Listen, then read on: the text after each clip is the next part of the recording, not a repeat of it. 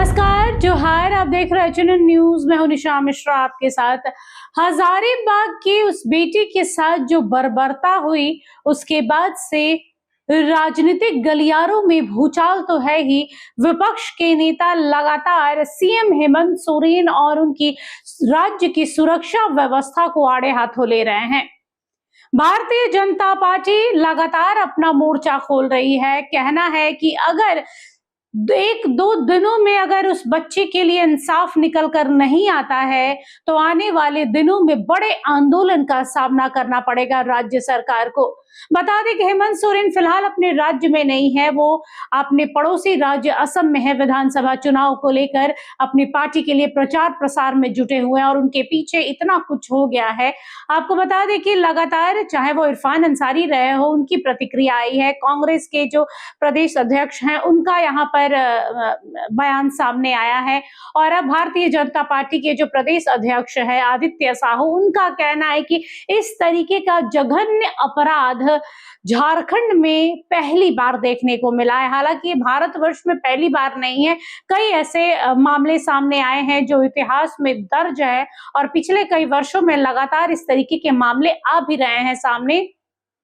ऐसा कानून नहीं बन रहा है जिससे जो आरोपी हैं, जो अपराधी हैं, उन पर लगाम लग सके, उनके अंदर डर पैदा हो सके। क्या सरकार से मांग किया है कि अविलंब अपराधी पकड़े जाएं, तो भारतीय जनता पार्टी के कार्यकर्ता सड़कों पर उतर करके क्रमवार आंदोलन पूरे राज्य में करेंगे। कि चूंकि जब उसकी बेटी की जब गांव के बीच में, घरों के बीच में जब इस प्रकार की घटना का अंजाम दिया सकता है, तो कल मुजरिम पकड़े जाएंगे, अपराधी पकड़े जाएंगे तो उनके परिवार पर लोग अटैक कर सकते हैं।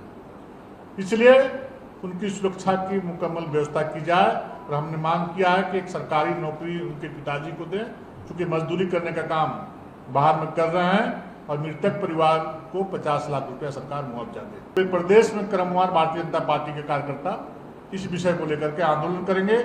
और हाँ, 30 तारीख को हमारी महिला मोर्चा की बहनें राज्य में आने वाले सभी जिला मुख्यालयों पर धरना प्रदर्शन करने का काम करके विरोध करने का काम करेंगे। आदित्य साहू ने कहा है कि अगर इस बिटिया को इंसाफ नहीं मिलता है, इसके पिता को सरकारी नौकरी नहीं मिलती है, 50 लाख रुपए मुआवजे की बात कही जा रही है, अगर ये सब मांगे पूरी नहीं होती है, इसके साथ ही उस परिवार के लिए सुरक्षा व्यवस्था भी पुख्ता किया जाए।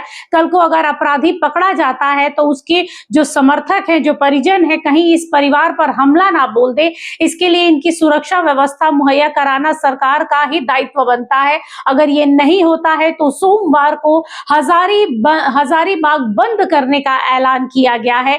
बता दें, हजारीबाग में लगातार पिछले कई दिनों से ये पूरा जो मामला है वो चर्चा का विषय बना हुआ है। रामनवमी के एक दिन ठीक पहले मंगला जुलूस के समय इस बच्ची के साथ में इस तरीके का अपराध को अंजाम दिया गया था। बता दें कि इस बच्ची के साथ में जो बर्बरता हुई है हम आपको यहाँ नहीं बता सकते हैं, क्योंकि बच्ची माइनर थी, नाबालिग थी, और कह सकते हैं कि नाबालिग के साथ में इस तरीके का व्यवहार करना उस आरोपी की विकृत सोच को दर्शाता है कि एक इंसान कितनी घटिया और कितना गंदा सोच वाला इंसान होगा जिसने एक नाबालिग के साथ में इस तरीके के अपराध को अंजाम दिया है।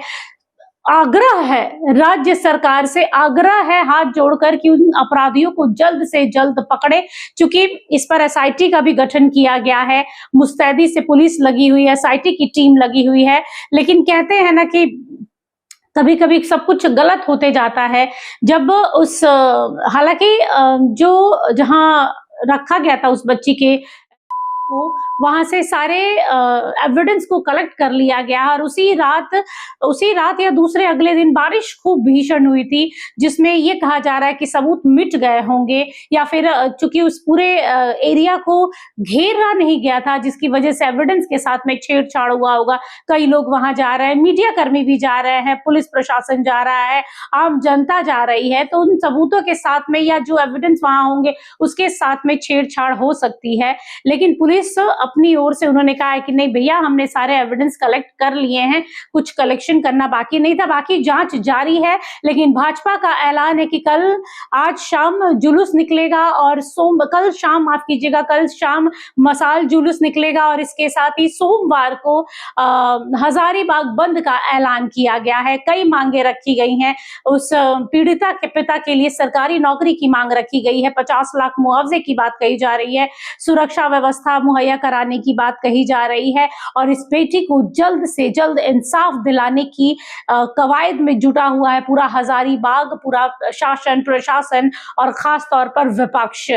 बता दें कि इसमें जयराम ने भी अपनी बात रखी है कि जो पुलिस प्रशासन रात के अंधेरे में कोयला चोरों को, बालू चोरों को सपोर्ट कर सकती है और उनके लिए मुस्तैदी से खड़ी रह सकती है, तो राज्य के बहू बेटियों के लिए क्यों नहीं खड़ी होती, आम जनता के लिए कहां चली जाती है।